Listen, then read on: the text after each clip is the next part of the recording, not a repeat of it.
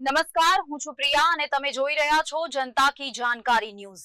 નજર કરીએ આજના સમાચાર। ગીર સોમનાથ વિશ્વ સુપ્રસિદ્ધ સોમનાથ મહાદેવ મંદિરે શિવભક્તોનું ઘોડાપૂર ઉમટી પડ્યું। દેશ વિદેશથી આવેલા શિવભક્તો સોમનાથ મહાદેવના દર્શન કરી ધન્ય બન્યા। સોમનાથ મંદિરના વિકાસ જોઈને ભાવિકોએ પ્રશંસા વ્યક્ત કરી। પ્રાતઃ આરતીના દર્શન કરી ભાવિકો ધન્ય બન્યા। સોમનાથ દર્શનાર્થે આવેલા ભાવિકોએ પોતાની લાગણી વ્યક્ત કરી।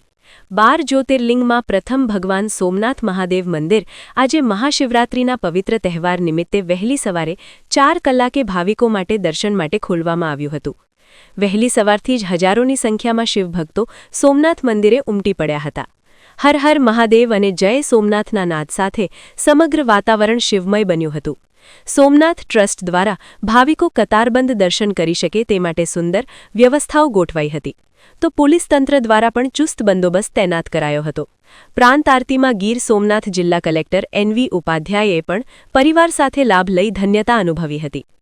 પાયલ બારોટ વેરાવળથી આવું છું અને સોમનાથના સાનિધ્યમાં આવીને ખૂબ જ આનંદ અનુભવું છું અને દર્શનની વ્યવસ્થા બહુ જ સારી રીતે ટ્રસ્ટ આપે છે અને દર્શન કરીને પોતાને ધન્યતા અનુભવું છું।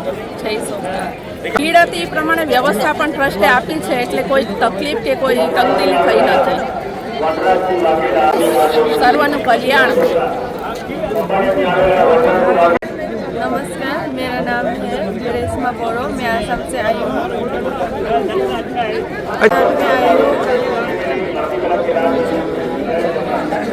करने का मन था लेकिन बहुत भीड़ है, लेकिन बहुत अच्छा लगा यहाँ पे आके। व्यवस्था के बारे में क्या कहें? हाँ, बहुत अच्छा लगा। कोई दिक्कत तो नहीं? कुछ दिक्कत नहीं हुआ, अच्छा लगा। Okay, done.